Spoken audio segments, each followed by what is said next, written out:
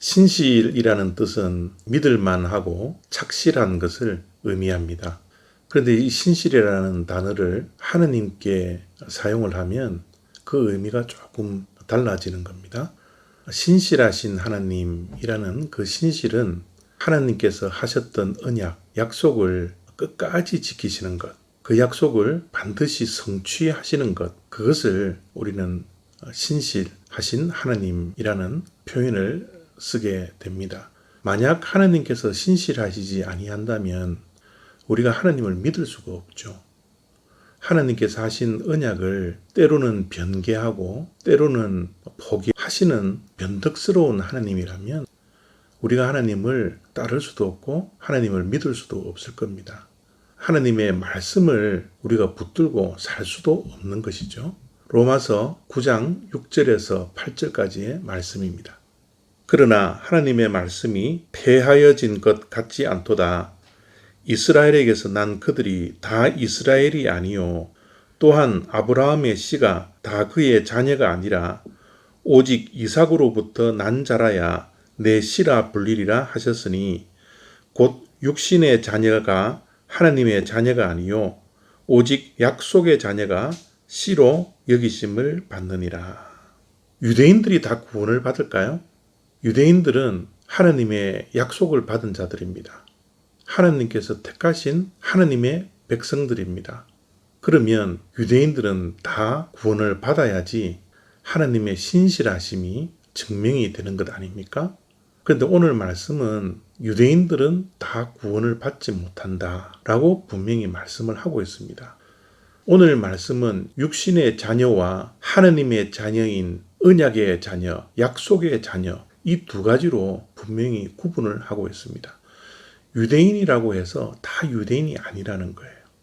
유대인이 구원을 받으면 하나님의 언약, 믿음으로 구원을 받는다라는 이 언약을 믿을 때 진짜 하나님의 자녀, 언약의 자녀가 된다라는 겁니다. 그 예로서 아브라함의 자녀를 말씀을 하고 있죠.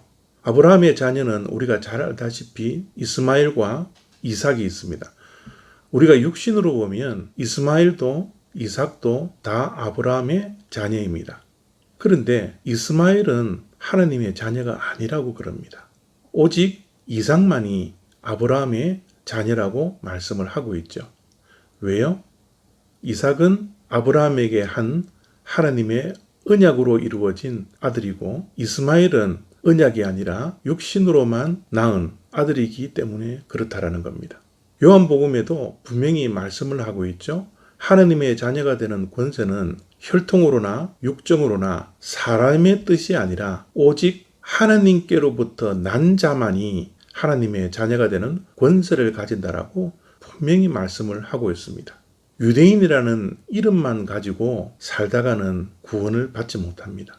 하나님께서 주신 언약, 그 언약의 완성인 예수 그리스도를 믿는 그 믿음으로 구원을 유대인도 받는 것이죠.